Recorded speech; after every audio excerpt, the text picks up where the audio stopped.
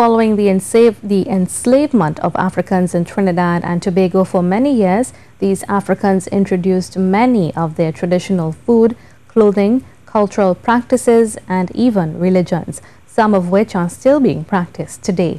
As we explore the religions introduced by Africans who were enslaved in TNT, CNews' Shirley Lewis spoke to founder of the Black Agenda, David Mohammed, who said over 10 religions or tribes were introduced during the slave trade.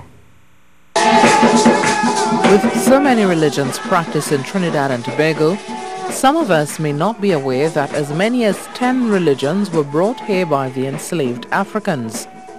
According to author of Black Studies and founder of the Black Agenda, David Mohammed, the Africans belong to many tribes and their practices are now in the form of structured religion, passed down through generations and widely practiced and accepted today. 8 tribes, and there were an additional 2 that came to Trinidad as enslaved Africans.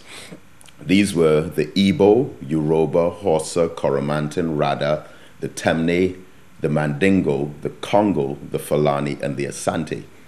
Of these 10, they practiced a multitude of different religious perspectives. But 3 out of the 10, the Mandingo, the Hausa, and the Fulani, were Muslims.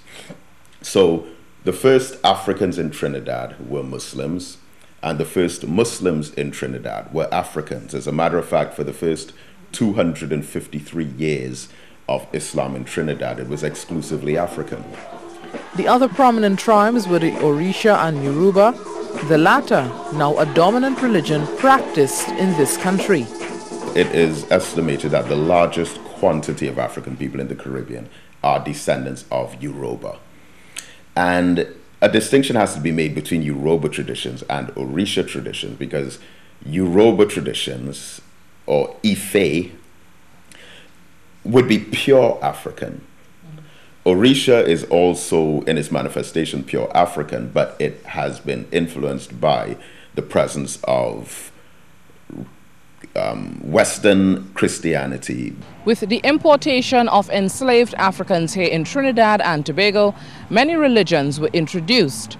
However, despite attempts to suppress and erode these traditional African religions, there's a strong retention of them which still exists today. Mr. Mohammed said many of the other traditional African religions or practices were suppressed by the slave masters, thus contributing to the lack of historical information for so many Afro-Trinbagonians.